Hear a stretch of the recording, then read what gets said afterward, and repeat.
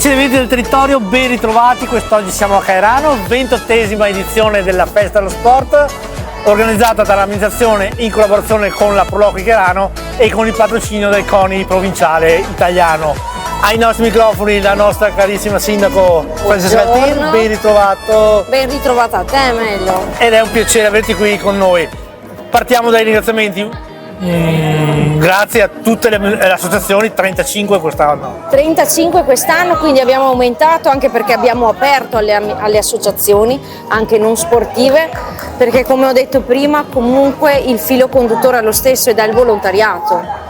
Quindi che faccia parte di un'associazione sportiva o di una qualsiasi altra associazione, quello che li accomuna tutti è il volontariato, e quindi grazie alle associazioni, grazie ai volontari, perché tutto questo non ci sarebbe.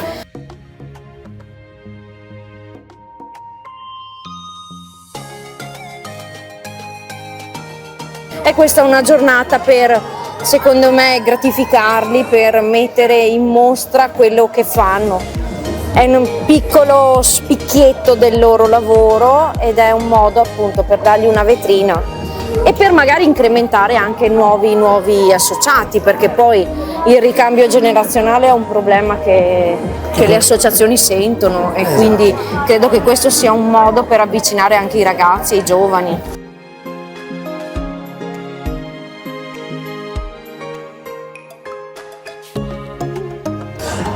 Abbiamo visto, non è merito dell'amministrazione comunale direttamente, però il territorio di Cairano sta veramente forgiando tanti giovani atleti, campioni, ne abbiamo visti tantissimi premiati. Sì, veramente, anch'io ci penso. Mangiano bene forse?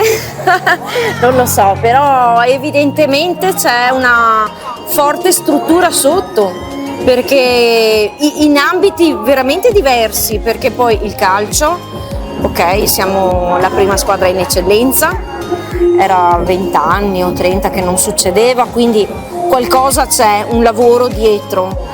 La pallavolo in B2, abbiamo scacchi, atletica, veramente sfaccettiamo, cioè le sfaccettature dei campioni sono tantissime. Quindi segno che il tessuto sportivo... C'è buona aria e secondo me appunto c'è molta offerta, perché veramente un ragazzino qui può praticare quasi tutti gli sport, o comunque nei paesi limitrofi trova veramente una grande varietà, e appunto il lavoro dei volontari si vede che porta questo frutto veramente, quindi complimenti, non posso che fare i complimenti.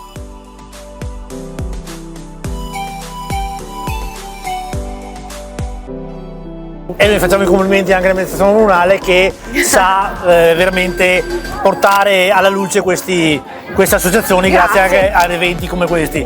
Noi vi ringraziamo tutti, ringraziamo anche il sindaco per grazie a te la disponibilità, per averci dato questo momento. E ci vediamo alla prossima.